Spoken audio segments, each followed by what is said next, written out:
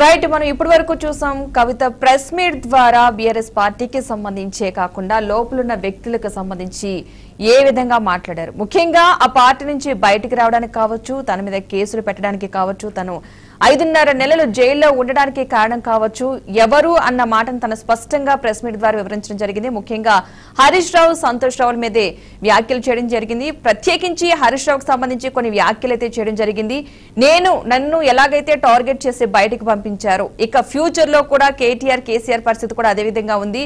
వాళ్ళకే ఇంత కష్టం ఉన్నప్పుడు పార్టీ ఉంటే ఎంత పోతే ఎంత అన్న మాట కూడా మాట్లాడారంటే ఏం జరుగుతుంది బీఆర్ఎస్ పార్టీలో అన్న దానికంటే కూడా బీఆర్ఎస్ పార్టీలో ఏం జరిగింది అనేది కవిత ప్రెస్ మీట్ ద్వారా వివరించే ప్రయత్నం చేశారనే జనానికైతే అర్థమవుతుంది. దీన్ని బట్టి చూస్తుంటే రైట్, మనం దీని గురించి మాట్లాడడానికి మనతో పాటు జాయిన్ అవుతున్నారు మేనేజింగ్ డైరెక్టర్ రాజేంద్ర గారు. రాజేంద్ర గారు, మనం ఇప్పటివరకు చూసాం ఈ కవిత వ్యాఖ్యలకి సంబంధించి ఎక్కడా కూడా ఆమె టెన్షన్ పడుతూ గానీ ఏదైనా చెప్పకూడదని చెప్తున్నట్టుగా కానీ ఎక్కడా భావించలే. స్పష్టంగా తను చెప్పే మాట ప్రతిదీ పిన్ టు పిన్ ఏం జరిగింది అని చెప్తూ ఉంది. వెరీ బ్యాలెన్స్డ్ గా ఉంది. అవును, చాలా బ్యాలెన్స్డ్ గా పిన్ టు పిన్ చెప్పడం జరిగింది. తను ఏం మాట్లాడాలనుకుంటున్నారో, అసలు ఏం చెప్పాలనుకుంటున్నారంటే తను స్ట్రగుల్ చేసిందో లేకపోతే అవన్నీ ప్రత్యక్షంగా చూసినవే అని కాకుండా ప్రతి పిన్ టు పిన్ ప్రజలకి నేను వివరిస్తున్నా ఏం జరిగింది, నేను బయటికి రావడానికి కారకులు ఎవరు, ఇంకా తర్వాత కూడా ఎలాంటి పరిస్థితి రాబోతుందని వివరించే ఇదిగానే చెప్పారు. సో ఈ వ్యాఖ్యలను బట్టి మనం ఏ విధంగా అర్థం చేసుకోవచ్చు అంటే ఒక లేఖ ద్వారా, మొదట్లో లేఖ ద్వారా స్టార్ట్ అయింది అక్కడ. సో ఇప్పుడు ఏంటంటే ప్రెస్ మీట్ వరకు వచ్చింది.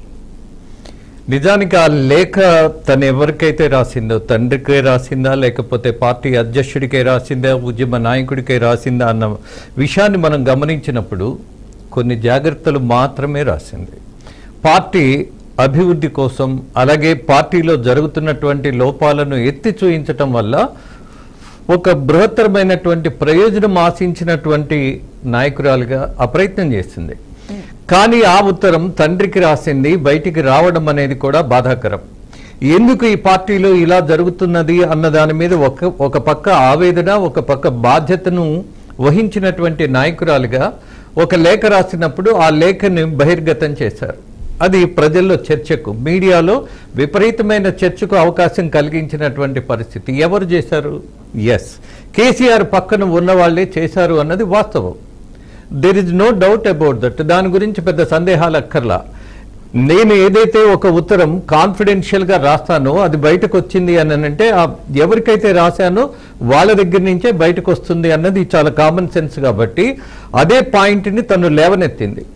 నేను నా తండ్రికి రాసినటువంటి ఉత్తరంలో ఉన్నటువంటి తీసుకోవలసినటువంటి జాగ్రత్తలు ఏంటి, ఉన్న పరిస్థితులు ఏంటి అన్నది నా మనోభావాలను రాసినప్పుడు దాన్ని బయటకు ఎందుకు ఇచ్చారు, దేర్ ఈజ్ సంథింగ్ రాంగ్ అనేది ఒక హింట్ వచ్చేసింది. ఇక ఆ తర్వాత అంతకుముందు జరిగినటువంటి అనేకమైనటువంటి విషయాల్లో ప్రాథమికంగా ఒక ప్రశ్న వేసుకుందాం. ఇవాళ కవిత బీఆర్ఎస్ లో ఒక ప్రధాన నాయకురాలా కాదా? ప్రధాన నాయకురాలే, కాకుండా ఎలా పోతారు? రెండోది, ఆమె వల్ల ఆ పార్టీకి కానీ ఈ రాష్ట్రానికి కానీ ప్రయోజనం జరిగిందా?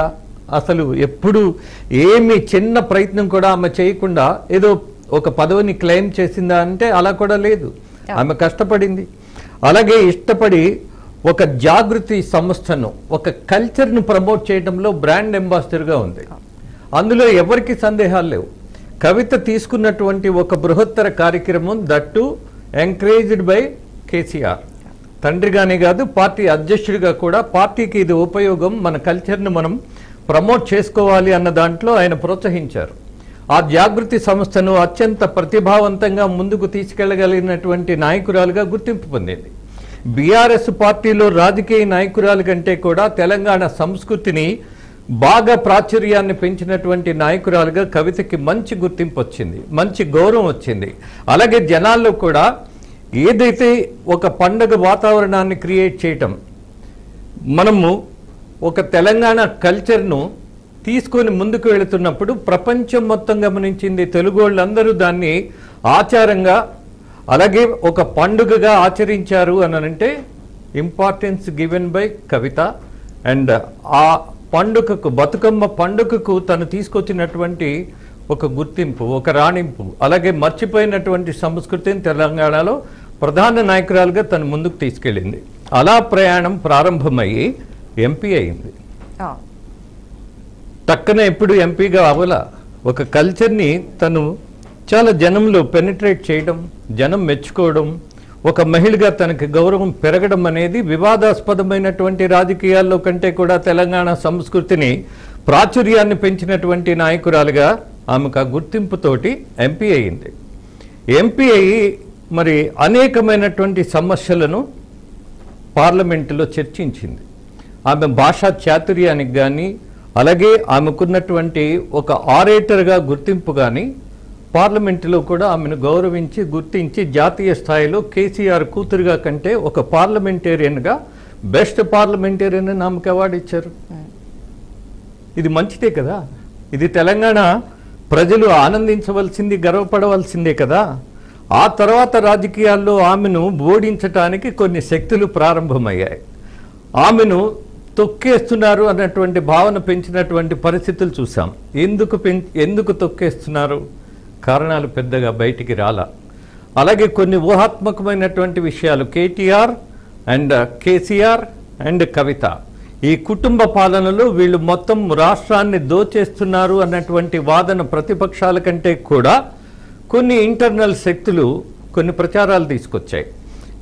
కవిత కుటుంబం భూముల దోపిడీ చేస్తోంది, అలాగే అనేకమైనటువంటి పైరవీలు చేస్తున్నారు అన్నటువంటి ప్రచారం బాగా పెరిగింది. కానీ ఆధారాలు ఎక్కడ పెట్టలా. మరొక విచిత్రం పద్మ, మీరు కూడా గమనించవలసింది, ఈటెల రాజేంద్ర ఆ పార్టీని వదిలేసి బయటకు వచ్చాడు, వెళ్ళి బీజేపీలో చేరాడు. మరి ఇన్ని సంవత్సరాలు కేసీఆర్తో కలిసినటువంటి ప్రయాణంలో ఆయనకెక్కడ ఈ నాయకుల దగ్గర అవినీతి కనపడలేదా? ఎప్పుడైనా ఒక్క మాట మాట్లాడా? లేదు. ప్రతిపక్షంలోకి వెళ్ళిన తర్వాత కూడా బీఆర్ఎస్ పార్టీలో ఉన్నటువంటి అవినీతి నాయకులు అని పేరుపడ్డ వాళ్ళ గురించి నోరెత్తనటువంటి నాయకులను ఏమనాలి? నాకు ఇక్కడ సబ్జెక్టు ఈటెల రాజేంద్ర కాదు, కానీ ఈడ రాజకీయం ఎంత విచిత్రంగా ఉంటుంది అన్న దాని మీద బయటికి రాగానే అవినీతి గురించి మాట్లాడతారు. బట్ లోపల ఉన్నంతసేపు అందరూ బుద్ధిమంతులుగా వ్యవహరిస్తారు. బయటికి రాగానే గుర్తొస్తాయా? అప్పుడే తెలుస్తుందా? అంటే విభేదించి పార్టీ సభ్యత్వం నుంచి మనం రాజీనామా చేయగానే కొత్త విషయాలు ఏమైనా కాదు కదా ఇవి. దశాబ్ద కాలం ఏదైతే ఉన్నదో వీళ్ళ పాలనలో జరిగినటువంటి లోపాలు కావచ్చు, అవినీతి కావచ్చు, లేదా ఇంకేదైనా కావచ్చు, ఎవ్వరూ వేలెత్తి జస్ట్ ఏదో ప్రెస్ మీట్లో మాట్లాడడం కానీ ఒక సాక్ష్యాధారం కూడా బయట పెట్టరు. ఇక ఎవరు టార్గెట్ చేశారు ఈమెని? ఎందుకు టార్గెట్ చేశారు? ఒక విషయం అయితే మనం గతాన్ని గుర్తు చేసుకున్నప్పుడు ఈమె మీద ఢిల్లీ లిక్కర్ స్కామ్ కేసు వచ్చినప్పుడు అరెస్ట్ అవుతుందేమో అన్నటువంటి భయం వచ్చేసింది. అప్పుడు ఏం చేశారు?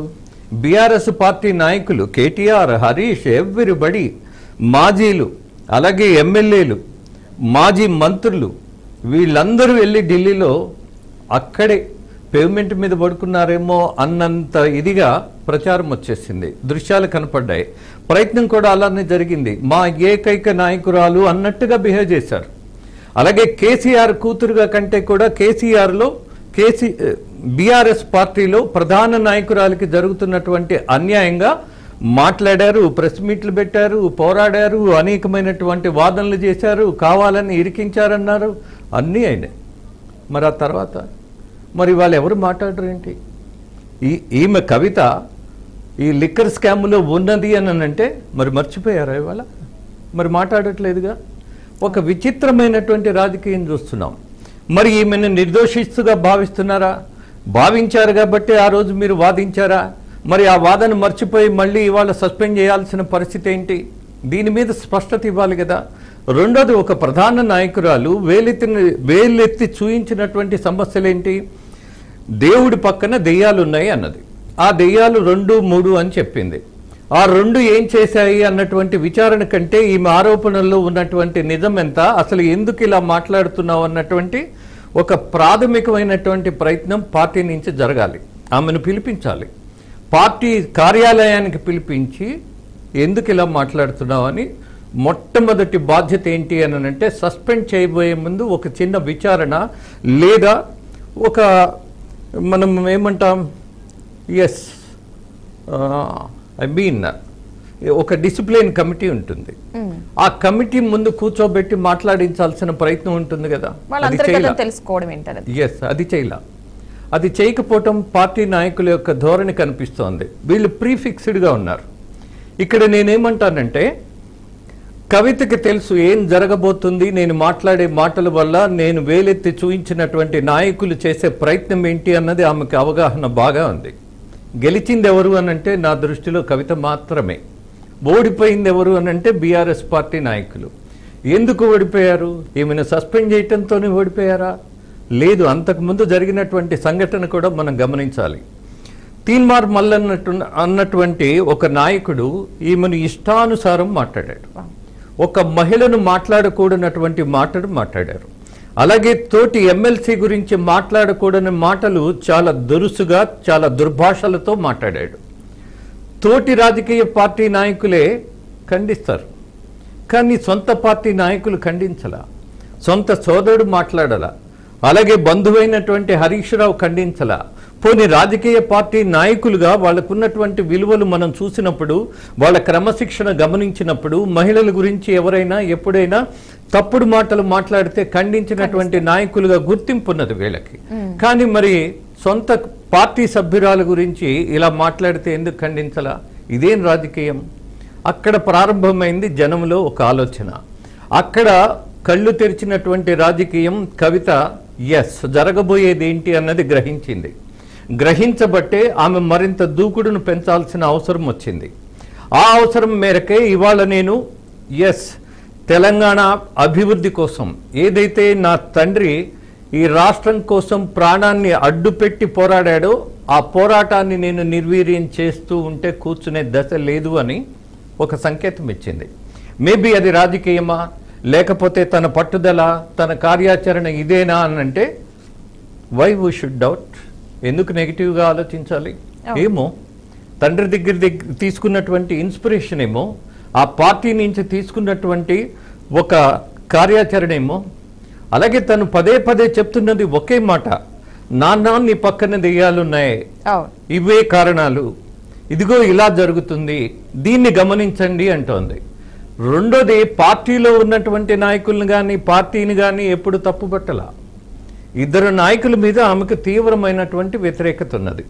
ఆ ఇద్దరిలో హరీష్ రావుకి అయితే తెలంగాణ ఉద్యమంలో కానీ అలాగే తెలంగాణ రాష్ట్రంలో కానీ ఒక బలమైనటువంటి కేడర్ ఉంది ఆయనకి. ఆయన చేసినటువంటి ప్రయత్నం కూడా కేసీఆర్కి రైట్ హ్యాండ్గా ఉద్యమ ప్రారంభం నుంచి పార్టీ నిర్మాణం దగ్గర నుంచి అనేకమైనటువంటి నిర్ణయాలలో కూడా ఆయనకి బృహత్తరమైనటువంటి పాత్ర ఉన్నది, దాన్ని కాదనలేదు. ఆఫ్ కోర్స్ ఇవాళ మరి కవితకి దొరికినటువంటి ఆధారాలు ఏంటో మనకు తెలియదు, కానీ టార్గెట్ అయిపోయింది హరీష్ రావు, ప్రధాన నాయకుడు బీఆర్ఎస్ పార్టీలో. ఆఫ్టర్ కేసీఆర్ ఎవరు అని అంటే మొట్టమొదటిగా మనం చెప్పుకోవాల్సింది హరీష్ రావు అని, ఆ తర్వాత కేటీఆర్, ఆ తర్వాత Kavitha, but not all these people before Harish. So హరీష్కు ఉన్నటువంటి ప్రాధాన్యత ఏంటి పార్టీలో? సెకండ్ ప్లేసే, సందేహం అక్కర్లా. ఆ పార్టీ పుట్టుక దగ్గర నుంచి ఆ పార్టీ ప్రణాళిక ప్రకారం ప్రభుత్వంలోకి అధికారంలోకి వచ్చేంత వరకు అడుగడుగున కేసీఆర్కి తోడుగా నిలబడి నిర్ణయాలలో ప్రముఖమైనటువంటి పాత్ర వహించినటువంటి హరీష్ రావు ఇవాళ టార్గెట్ అవటంలో ఉన్నటువంటి పరిస్థితి ఏంటి, నిజాలేంటి, ఎందుకు కవిత తనని టార్గెట్ చేసింది? కాళేశ్వరం గురించే ఇవాళ ఆమె మాట్లాడినందువల్ల కాంగ్రెస్ పార్టీకి అద్భుతమైనటువంటి వజ్రాయుధం దొరికేసింది. కారణం ఏంటి? కాళేశ్వరంలో అవినీతి 100% జరిగింది అని పార్టీ నాయకురాలే చెప్పింది. ఇంకెవరు చెప్పాలి? అసలు పీసీ ఘోష్ కంటే, ఆ కమిటీ నివేదిక కంటే ఇవాళ కవిత ఇచ్చినటువంటి స్టేట్మెంటు చాలా బలంగా కాంగ్రెస్ పార్టీకి దొరికినటువంటి వరం, అదృష్టం, ఒక వజ్రాయుధం. దీన్ని వీళ్ళు ఇంకా ప్రజల్లోకి తీసుకెళ్ళిపోతారు. ఈ నేపథ్యంలో జరుగుతున్నటువంటి ప్రయత్నాలలో సిబిఐ ప్రవేశిస్తే, కేసీఆర్ని అరెస్టు చేస్తే ఒక జాతిపితగా ఆ పార్టీ కొలుచుకుంటుంది.